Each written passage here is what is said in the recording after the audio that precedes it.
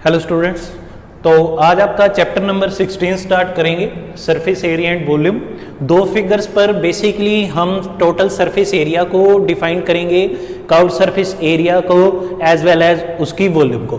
तो शेप्स हैं आपकी थ्री डायमेंशनल हैं, मतलब थ्री डायमेंशन है, लेंथ भी होगी, ब्रेथ भी होगी और हाइट भी होगी। फर्स्ट शेप है क्यूबॉइड एंड सेकेंड शेप है क्यूब की।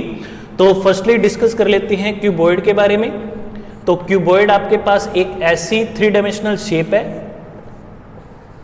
जिसकी लेंथ भी है, ब्रेथ भी है और हाइट भी है, ठीक है, और वो डिफरेंट है। तो सपोज कर लेते हैं ये आपके पास लेंथ है, ये आपके पास ब्रेथ है और ये आपके पास हाइट है। तो फॉर एग्जांपल आपका रूम है, जैसे एक रूम में आपके पास 6 रेक्टेंगुलर फेसेस हैं, ठीक है। तो इसमें आपके पास 6 रेक्टेंगुलर फेसेस हैं। तो सबसे पहले एक फ्रंट में है और एक बैक में है, एक लेफ्ट में है और एक राइट है और एक टॉप पर है और एक बॉटम पर है। तो अगर मैं चेक करूंगा, सबसे पहले आपका लोअर वाला चेक कर लेता हूं। तो लोअर में रेक्टेंगुलर आपके पास ये है, रेक्टेंगुलर ये वाला, ठीक है। तो इसमें आपका एरिया आएगा, वो आएगा L इंटू बी। अगर मैं ऊपर वाला चेक करूं तो ऊपर वाला रेक्टेंगल आपके पास ये है, तो इसका भी एरिया आएगा L इंटू बी। तो सबसे पहले अगर हमने लोअर प्लस अपर जो सा एरिया है रेक्टेंगल का, वो आ गया हमारे पास 2LB। कैसे आया? लोअर वाले का LB है एरिया और अपर वाले रेक्टेंगल का भी LB है एरिया। तो लोअर प्लस अपर वाले रेक्टेंगल का जो एरिया होगा वो बन जाएगा 2LB। अब सेम ऐसे हमारे पास लेफ्ट और राइट में भी है रेक्टेंगुलर। तो जब मैं राइट प्लस लेफ्ट वाला जो रेक्टेंगुलर है उसका एरिया देखता हूं, तो राइट में आपके पास ये वाला रेक्टेंगल है। अगर इसका चेक करूं एरिया तो B इंटू H होगा और लेफ्ट वाले का भी क्या होगा, B इंटू H। तो टोटल दोनों का सम किसके इक्वल हो जाएगा? 2BH के इक्वल हो जाएगा। अब लोअर हो गया, अपर हो गया, लेफ्ट हो गया, राइट हो गया। अब रह गया आपके पास फ्रंट और साथ में रह गया बैक। तो फ्रंट में अगर बात करूं तो आपके पास ये वाला रेक्टेंगल है। अब इसमें आपको लेंथ है और ये वाली साइड नहीं है, ये रेक्टेंगल है तो ये हाइट है, तो ये भी हाइट कंसीडर करेंगे क्योंकि रेक्टेंगल की अपोजिट साइड्स इक्वल होती हैं। तो इसकी डिमेंशन आ गई L और H। तो फ्रंट वाला जोन सा हमारे पास रेक्टेंगल है, इसका एरिया आ जाएगा L इंटू H और बैक वाले का भी क्या आएगा? L into H। तो दोनों को ऐड कर देंगे तो कितना आ जाएगा? 2HL, ठीक है। LH लिख लो या फिर HL लिख लो, सेम है। तो हमारे पास total surface area of cuboid वो क्या बना कि लेफ्ट और राइट का ऐड कर दिया, ठीक है, अपर और लोअर का भी ऐड कर दिया और फ्रंट और बैक का भी ऐड कर दिया। तो 2LB plus 2BH plus 2HL। तो इसमें से 2 कॉमन कर देते हैं, अंदर आएगा LB plus BH plus HL। तो total surface area of cuboid का फार्मूला जो आपने फर्स्ट लर्न करना है वो फार्मूला है 2 ब्रैकेट में LB plus BH plus HL, ठीक है। नेक्स्ट है आपके पास कर्व्ड सरफेस एरिया, जिसको आप रिप्रेजेंट करोगे C.S.A से और टोटल सरफेस एरिया को T.S.A से, ठीक है। TSA का मतलब है टोटल सरफेस एरिया, CSA का मतलब है कर्व्ड या फिर लेटरल सरफेस एरिया। अब कर्व में हमने क्या करना है? कर्व में जब आप देखोगे तो टॉप और जो टॉप है उसको मिस करना है और जो आपके पास बॉटम है उसको भी मिस करना है। मतलब क्या है? 2 रेक्टेंगुलर फेसेस आपने कर्व में छोड़ने हैं और वो कौन सा है? सबसे टॉप वाला और सबसे बॉटम वाला। तो अगर मैं चेक करूं तो सबसे टॉप में और सबसे बॉटम में, लोअर और अपर पार्ट में ये वाला एरिया आपने नहीं लेना कर्व में।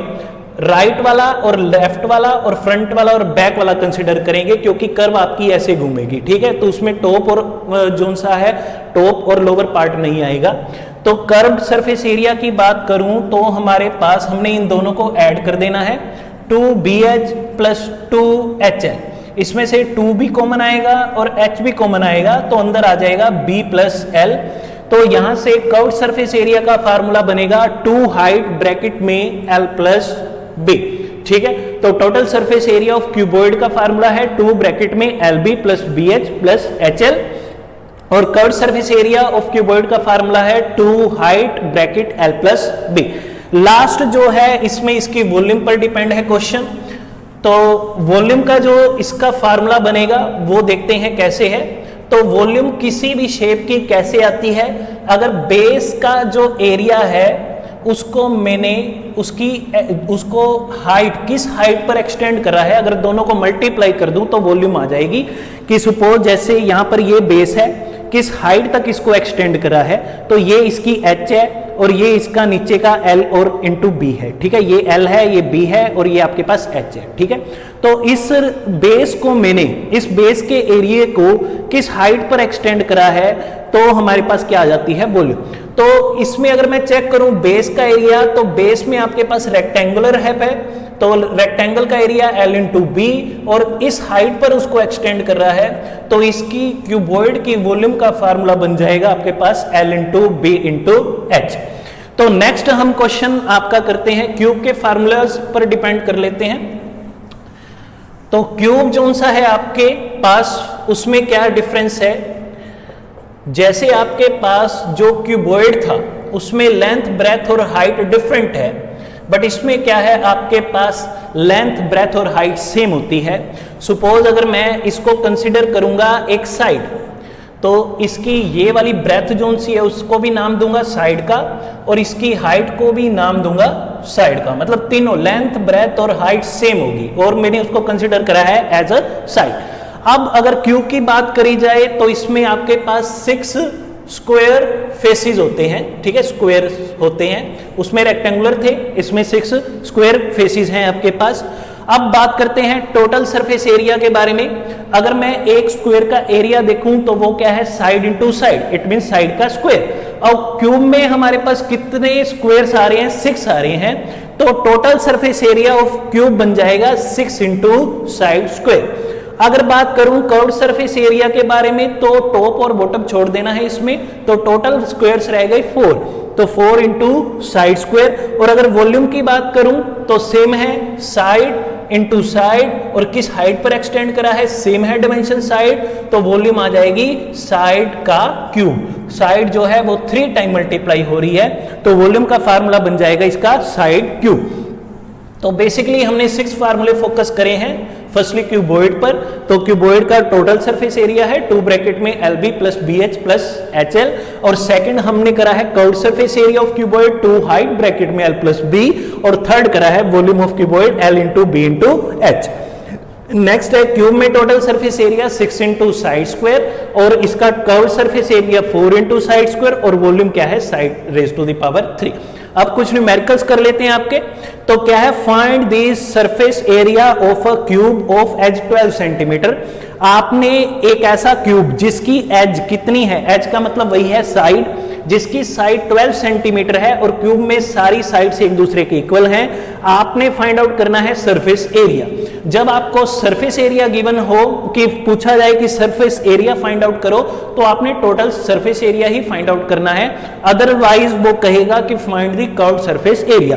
तो यहां पर मैं total surface area of cube का अगर फार्मूला चेक करूं तो वो बनेगा 6 इंटू साइड स्क्वायर। तो साइड की वैल्यू कितनी दे रखी है, 12, तो 12 का स्क्वायर कर देते हैं, तो 6 इंटू 144 आ जाएगा। 144 को आप 6 से मल्टीप्लाई करोगे तो 864, ठीक है।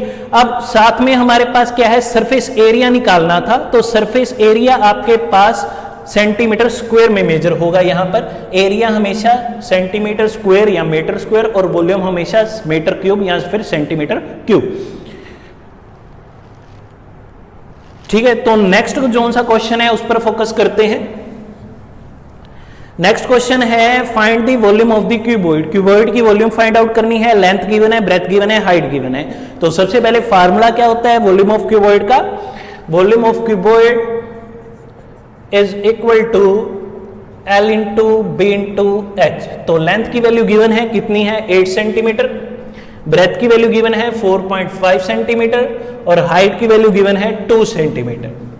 तो पॉइंट को ओपन कर देते हैं, डिवीजन में 10 आ जाएगा इंटू 10, तो 2 5 10, 5 इंटू 9 45, 9 इंटू 8 करेंगे 72। अब वॉल्यूम है और यहां पर सेंटीमीटर में है साइड्स, तो यहां पर वॉल्यूम हमेशा सेंटीमीटर क्यूब में, ठीक है। अगर आपके पास डायमेंशन सेंटीमीटर में है तो वॉल्यूम सेंटीमीटर क्यूब में, अदरवाइज अगर मीटर में है तो वॉल्यूम आपके पास मीटर क्यूब में आएगी।